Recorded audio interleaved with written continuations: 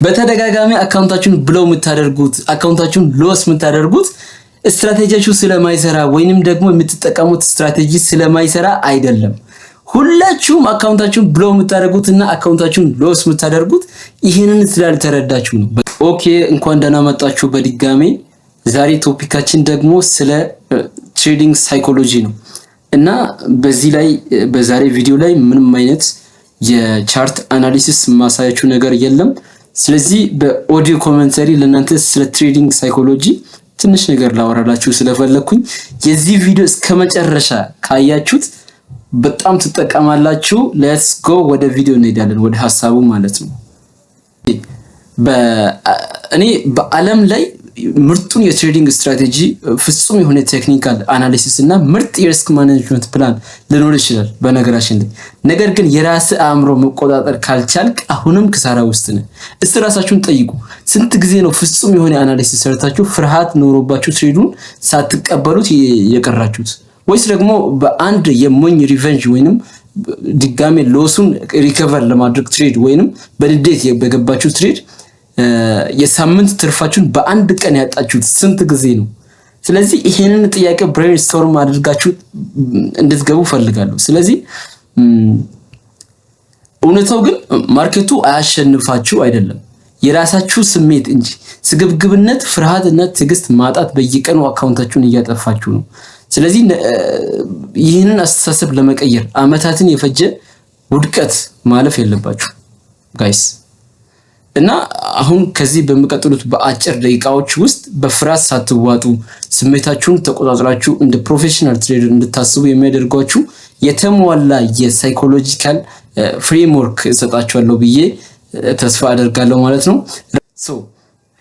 አሁን ደግሞ እንዴት ነው ትሬዲንግ ሳይኮሎጂውን መቆጣጠር የምችለው የሚለውን ነገር ትንሽ ነገር ወደ መፍትሄው እንሄዳለን ማለት ነው። ወደ ቀጥታ ወደ እንትኑ ከመግባታችን በፊት ማለት የሪሰርች ትሬደሮች አስተሳሰብ ምንድነው የሚለውን ነገር እስኪ ትንሽ ነገር ልንገራችሁ እና ከዛ በኋላ ወደ መፍትሄው ከመሄዳችን በፊት ለምን አብዛኛው ትሬደር በሳይኮሎጂ እንደሚሸነፍ ማወቅ አለብን።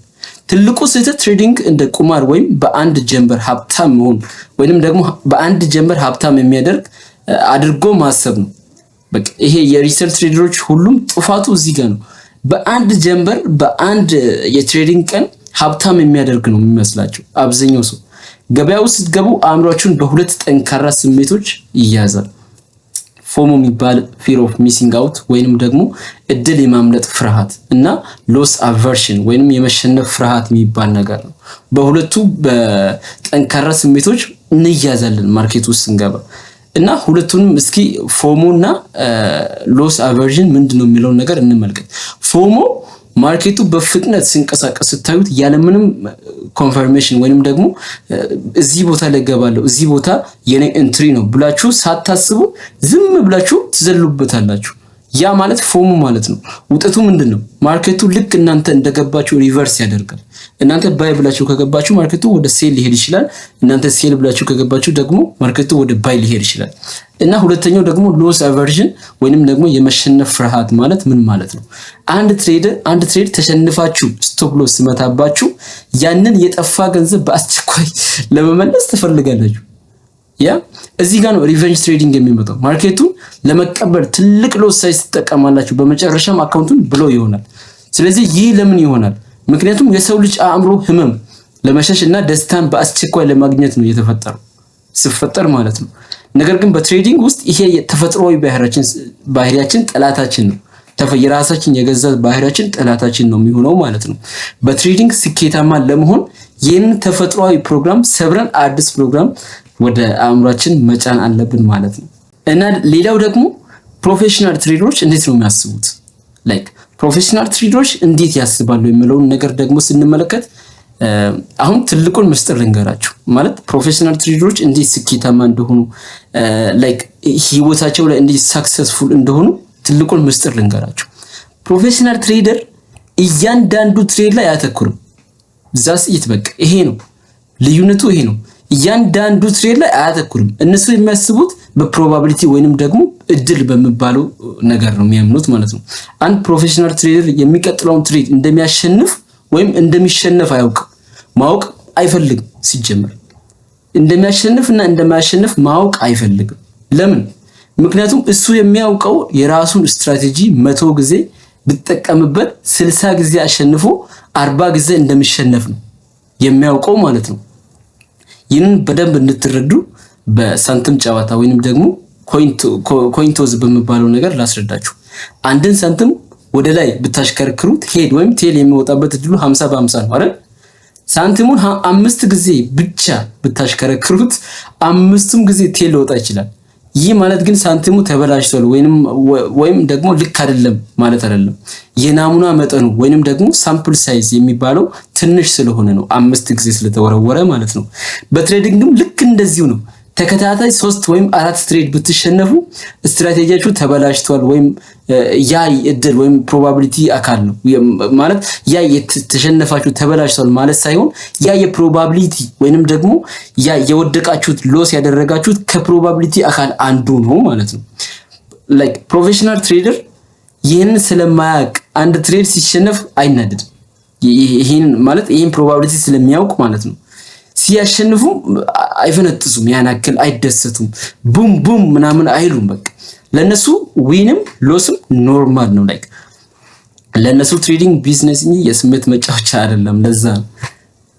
ሌላው ደግሞ ሶስተኛው እስካሁን 2 ሜን የሆኑ ነገሮችን አይተናል እና ሶስተኛው ደግሞ ስለ ሳይኮሎጂ ማስተር ማድረግ የምንችላቸው 3 ላይክ ጎልደን ሩል የሚባሉ ማለት ወርቃማ 3 ሳይኮሎጂን ማስተር የማድረጊያ መንገዶች ልንገራችሁ። አሁን ደግሞ ስሜታችሁን ሙሉ በሙሉ ተቆጣጥራችሁ ማስተር እንድትሆኑ የሚያደርጋችሁ 3 ተግባራዊ ህጎች የትኛዎቹ ናቸው፣ እንዴት ነው የምናደርገው የሚለውን ነገር እዚህ ጋር በደንብ እናያለን ማለት ነው።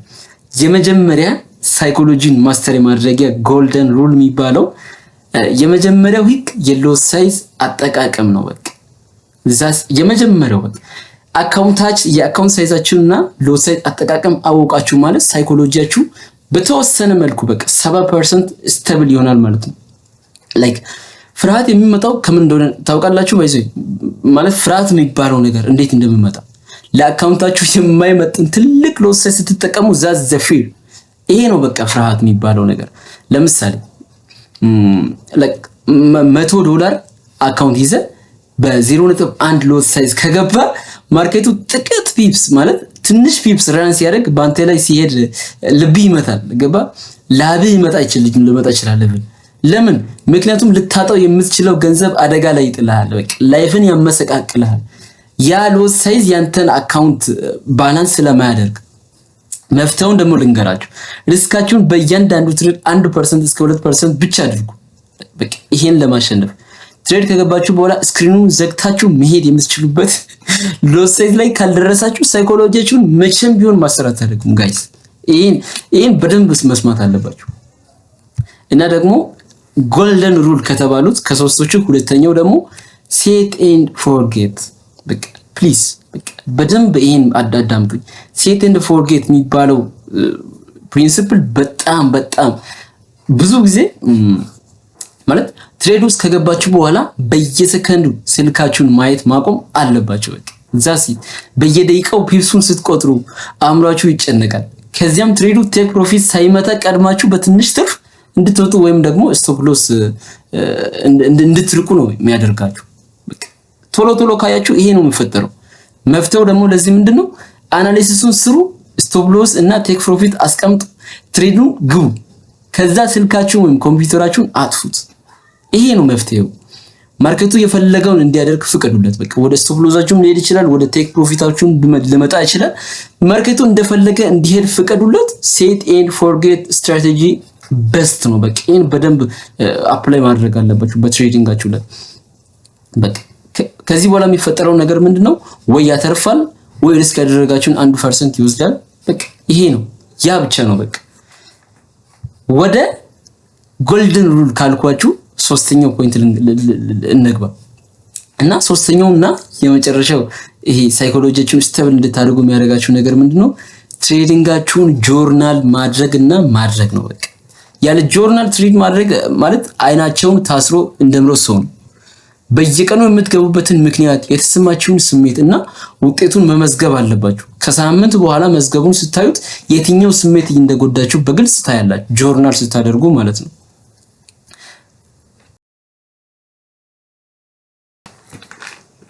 ከዛ ሐሳብ ስንወጣ ደግሞ ዴይሊ ዲሲፕሊን ሩቲን የሚባል ነገር አለ፣ ከሳይኮሎጂ ጋር የተገናኘ። ሳይኮሎጂ የሚገነባው ከማርኬት ውጪ በምናደርገው ነገር ነው። ዲሲፕሊን ያለው ትሬደር ለመሆን በየቀኑ እነዚህ አሁን የምነግራችሁን ነገር 3 ነገሮችን ማድረግ የግድ አለባችሁ ማለት ነው። ቅድመ ማርኬት ዝግጅት ጋይስ፣ ፕሪ ማርኬት ሩቲን በቃ ማርኬት ላይ ዊን እንድታደርጉም ሎስ እንድታደርጉም የሚያደርገው ፕሪ ማርኬት ሩቲን ነው ጋይስ። የመጀመሪያው ማርኬት ከመክፈታችሁ በፊት አእምሯችሁ የተረጋጋ መሆን አለበት። በንዴት በጭንቀት ወይም ደክማችሁ ከሆነ የምትገቡት ማርኬቱ ላይ ሎስ የማድረግ ፕሮባቢሊቲ በጣም ሰፊ ነው የሚሆነው። ሁለተኛው የቀን ገደብ ማውጣት ላይክ ዴይሊ ማክሲመም ሎስ የሚባለው ነገር። በቀን ውስጥ ለምሳሌ 2 ትሬድ ከተሸነፋችሁ ያንን ቀን ኮምፒውተራችሁ ወይንም ደግሞ ስልካችሁ ላይ የምትመዘግቡት ህግ ይኖራችሁ። ገበያው ነገም አይጠፋም ይኖራል። ሶስተኛው የትሬዲንግ ህግጋት ዝርዝር፣ ያ ማለት ትሬዲንግ ቼክሊስት፣ የምትገቡበት ስትራቴጂ የሚፈልጋቸው መስፈርቶች፣ ለምሳሌ ሊኩዊዲቲ መውሰድ፣ ኦርደር ብሎክ መፍጠር፣ ስትራክቸር ሽፍት ማድረግ፣ እስከመዋላ ድረስ በጽናት ማርኬት ላይ መጠበቅ አንዱ መስፈርት ይሄ ነው። በቃ ከነዚህ አንዱ መስፈርት ከጎደለ ትሬድ ውስጥ አትግቡ፣ ፕሊዝ አትግቡ። እንደዚህ ስትሆኑ ነው ማርኬት ላይ ኢሞሽናል የምትሆኑት። እና ጋይስ በቃ ትሬዲንግ 90% ሳይኮሎጂ እና 10% ቴክኒካል አናሊሲስ ነው። ቴክኒካል አናሊሲስ ብቻውን ቢሰራ ኖሮ ሁሉም ሰው ማለት ኢንዲኬተር ጭኖ ሚሊዮነር በሆነ ነበር። ዋናው ልዩነት ያለው ስኬታማ ትሬደር የራሳቸውን ስሜት መግራት መቻላቸው ላይ በጣም እዛ ላይ ስለሰሩ ነው። ይህንን ቪዲዮ ከተመለከታችሁ በኋላ ዛሬውኑ ሎስ ሳይዛችሁን ቀንሱ፣ ጆርናል መጻፍ ጀምሩ እና ማርኬቱን ፕሮባቢሊቲውን ማየት ልመዱ። በሂደት አካውንታችሁን ሲያደግና ስትረጋጉ ለውጥ ታዩታላችሁ። ይህ ቪዲዮ ጠቃሚ ሆኖ ካገኛችሁ ለሌሎች ትሬደሮች ሼር አድርጉት። ቻናሉን ሰብስክራይብ ማድረግ እንዳረሱ። አዳዲስ ቪዲዮዎች በየሳምንቱ ረቡዕ እና ቅዳሜ ማታ 1 ሰዓት ላይ ይዤላችሁ እመጣለሁ ማለት ነው። እስከሚቀጥለው ቪዲዮ መልካም የትሬዲንግ ሳምንት፣ መልካም የትሬዲንግ ቀን ይሁንላችሁ። በጥንቃቄና በዲሲፕሊን ትሬድ አድርጉ። ባይ ባይ። ታንክ ዩ